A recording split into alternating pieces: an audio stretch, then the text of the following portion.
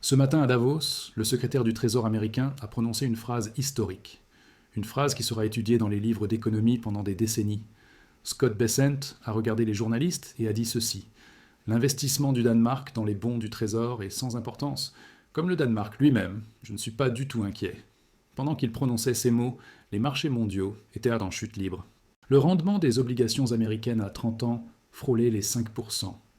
L'or battait un nouveau record au-dessus de 4 800 $ l'once. L'argent explosait à 95 $ l'once, un niveau jamais vu. Le dollar plongeait à son plus bas niveau en 2 semaines face à l'euro. Plus de 1000 milliards de dollars de valeur ont été effacés du marché boursier. Un fonds de pension danois annonçait la vente de tous ses bons du Trésor américain. Pas du tout inquiet, c'est fascinant. Quand le ministre des Finances vous dit de ne pas paniquer, c'est le moment de paniquer. Laissez-moi vous expliquer ce qui se passe réellement et ce que Bessent cache. Ce n'est pas de la spéculation, ce sont des faits vérifiables et des flux mesurables. Regardez ce qu'ils font, pas ce qu'ils disent, cette règle est cruciale. Tout a commencé au Japon, le 20 janvier 2026, quelque chose d'historique. Pour la première fois depuis leur création en 2007, c'est historique. Le rendement à 30 ans a atteint 3,72%, plus élevé que les obligations allemandes, pour la première fois de l'histoire. Le Japon, le pays des taux zéro pendant 30 ans, paie plus cher que l'Allemagne. C'est un séisme dans l'architecture financière mondiale. Le rendement à 20 ans est monté à 3,47%. Le rendement à 10 ans a atteint 2,38%, record depuis 1999. Ce ne sont pas des fluctuations normales, c'est un marché qui suffoque. La hausse en une seule journée a dépassé 25 points de base, le plus grand bond depuis le chaos du Liberation Day en avril 2025. Le Japon a maintenu les taux négatifs ou à zéro pendant 3 décennies. La Banque du Japon achetait des milliers de milliards de yens d'obligations chaque mois. Elle était devenue le plus gros acheteur du marché obligataire mondial. Mais cette politique est terminée. En décembre, elle a relevé son taux directeur. 0,75%, le plus haut niveau depuis 30 ans. Et elle a signalé clairement que d'autres hausses suivraient. C'est un changement de paradigme total pour le système financier mondial. Bess lui-même a admis que la crise japonaise avait débordé sur les autres marchés. Il l'a dit à Davos, devant les caméras, mais il a ajouté qu'il n'était pas inquiet. La contradiction est flagrante et révélatrice. J'ai documenté tous les détails de cette crise dans la recherche financière. Toutes les données, toutes les sources, tous les liens vérifiables. Lien dans la description, mais laissez-moi vous montrer pourquoi ça vous concerne. Le Japon est le plus grand créancier étranger des États-Unis. 1,2 milliard de dollars de dettes américaines dans leur coffre. Plus que la Chine, plus que le Royaume-Uni, plus que tous les autres pays combinés. Pendant des décennies, les investisseurs japonais ont cherché du rendement à l'étranger. 0% au Japon signifiait 0% de revenus pour les épargnants. Alors ils ont acheté des bons du Trésor américain et des obligations européennes. Ils ont financé le déficit américain année après année, sans interruption. Ils ont alimenté le carry trade, le plus grand pari financier de la planète. Le carry trade s'est emprunté dans une devise à taux bas pour investir ailleurs. C'est le mécanisme qui a financé la bulle de tout, partout dans le monde. Morgan Stanley estime le volume du carry trade en yens à 500 milliards de dollars. 500 milliards empruntés au Japon à taux quasi nul, convertis en dollars. Investis dans des actions américaines, des obligations, du bitcoin, de tout. Tout ce qui rapportait plus que zéro était une cible pour cet argent japonais. Mais quand les taux japonais montent, tout ce mécanisme se retourne violemment. Mais maintenant, avec 4% de rendement à domicile, tout change. Pourquoi prendraient-ils le risque du dollar et la volatilité américaine? Quand ils peuvent obtenir 4% chez eux, dans leur propre monnaie, sans risque, c'est ce qu'on appelle le rapatriement. Et c'est exactement ce qui se passe maintenant. En décembre, les assureurs japonais ont vendu 822 milliards de yens. Plus de 5 milliards de dollars en un seul mois, un record depuis 2004. Les assureurs vie ont mené le mouvement avec 254 milliards. Ce ne sont pas des spéculateurs ou des traders à court terme. Ce sont des institutions qui gèrent les retraites de millions de Japonais. Et elles fuient les marchés occidentaux à une vitesse jamais vue auparavant. Stop. Ce que je viens de vous montrer est crucial, mais ce n'est qu'une partie. Dans la recherche financière, j'ai documenté 5 autres facteurs invisibles. Des facteurs qui ne font pas les gros titres, mais qui changent tout. Avec toutes les données, toutes les sources, tous les liens vérifiables. L'analyse du Japon, plus le Venezuela, l'argent métal, le dollar, la Chine, et chaque nouvelle documentation que je publie à l'avenir. Un accès, toutes les analyses, pour toujours, lien dans la description. Mais maintenant, parlons de ce qui se passe en Europe, ça devient explosif. Trump a menacé 8 pays européens de tarifs de 10% dès le 1er février. Le Royaume-Uni, le Danemark, la Finlande, la France, l'Allemagne sont visés. Les Pays-Bas, la Norvège et la Suède aussi, 8 pays au total. Potentiellement 25% ensuite si le Danemark refuse de céder le Groenland. Trump a même menacé la France de 200% sur le vin et le champagne. Le président des États-Unis menace l'Europe entière pour une île dans l'Arctique. Et la réponse européenne pourrait déclencher une crise financière mondiale. Les analystes l'appellent l'option nucléaire, et ce n'est pas une exagération. L'Europe détient environ 10 000 milliards de dollars d'actifs américains. 6 000 milliards en actions américaines, 4 000 milliards en obligations. C'est 2 fois plus que le reste du monde combiné, une arme financière massive. Georges Saravelos, chef de la recherche devises chez Deutsche Bank, a écrit ceci. Les États-Unis ont une faiblesse clé, ils dépendent des autres pour leurs factures, via de larges déficits extérieurs financés par l'épargne mondiale, dans un environnement où la stabilité de l'alliance occidentale est perturbée. Il n'est pas clair pourquoi les Européens voudraient continuer à jouer ce rôle. C'est énorme, la plus grande banque d'Allemagne met ça noir sur blanc. L'Europe pourrait cesser de financer le déficit américain, c'est écrit. Et la réponse de Besant ? Il a prétendu que le PDG de Deutsche Bank l'avait appelé pour dire que la banque ne soutenait pas ce rapport de son propre analyste. Mais Deutsche Bank a répondu publiquement avec une déclaration officielle. Nous ne commentons pas les communications avec les représentants du gouvernement. Les analystes sont indépendants, leurs opinions ne représentent pas la direction. Traduction, le rapport est exact, mais personne ne veut le confirmer publiquement. Parce que les conséquences seraient trop importantes pour être admises. Les banques centrales de France, d'Allemagne et du Royaume-Uni détiennent ensemble 1,35 000 milliards de dollars en bons du Trésor américain.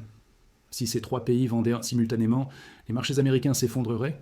Une analyste de Swissquote l'a dit, vendre ces actifs tirerait le tapis sous les marchés. Besant dit que ça défie toute logique, que l'Europe ne ferait jamais ça. Mais regardez ce qui se passe déjà sous nos yeux en ce moment même. Mardi, le fonds danois Akademiker Pension a annoncé la vente de tous ses treasuries. La raison officielle, les mauvaises finances du gouvernement américain, point final. Bess dit que c'est insignifiant, moins de 100 millions, sans importance. Mais ce n'est pas le montant qui compte, c'est le signal envoyé au monde entier. Quand un fonds européen vend à cause des mauvaises finances américaines, c'est un signal. C'est comme crier au feu dans un théâtre bondé, tout le monde regarde la sortie. Emmanuel Macron a déclaré que l'Europe ne céderait pas aux intimidations de Washington.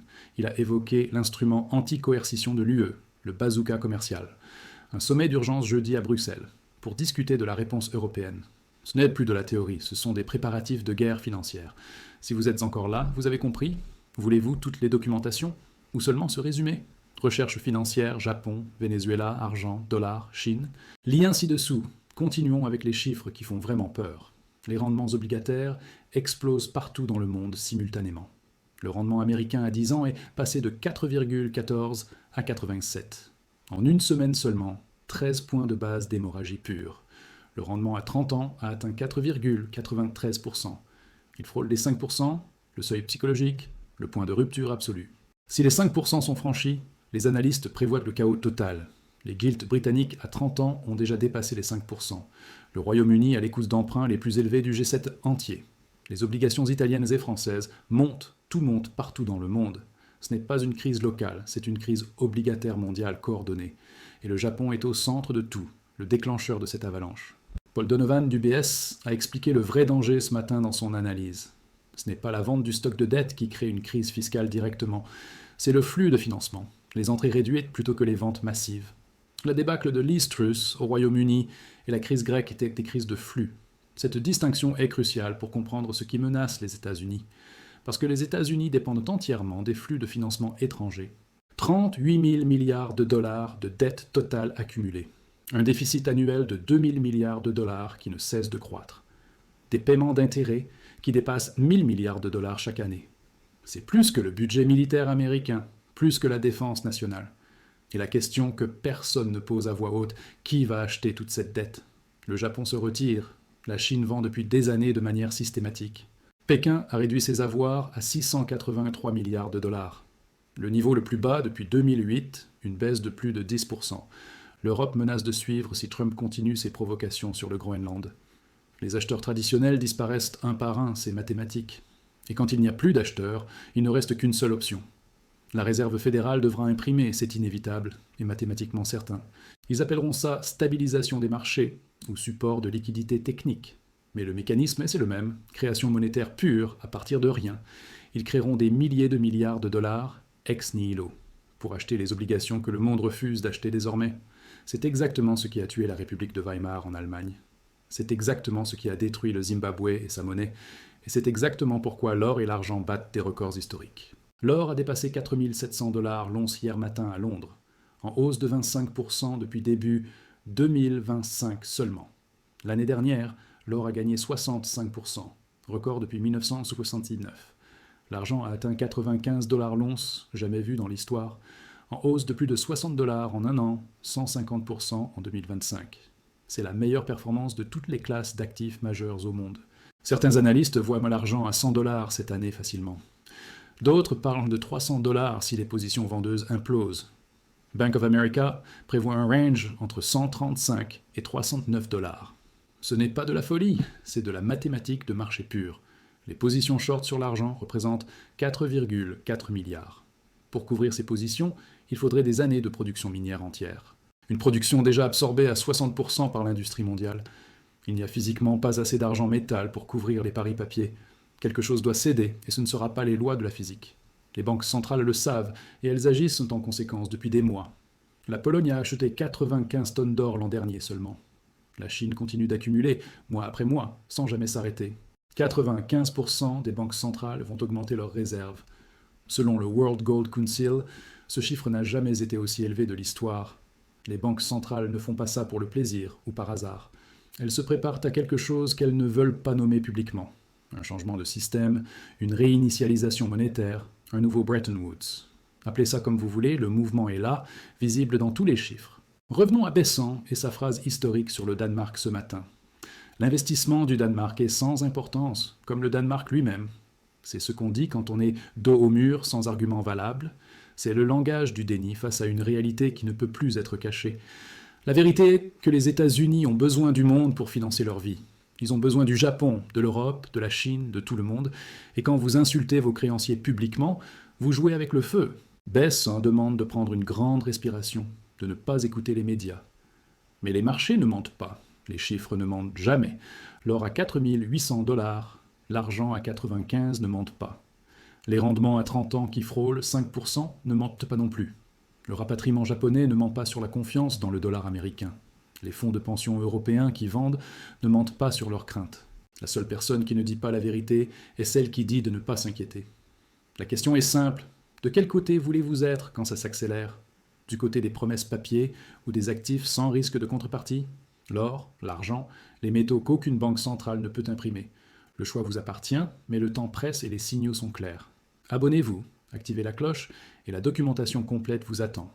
Lien dans la description. On se retrouve demain. Restez informés et préparés.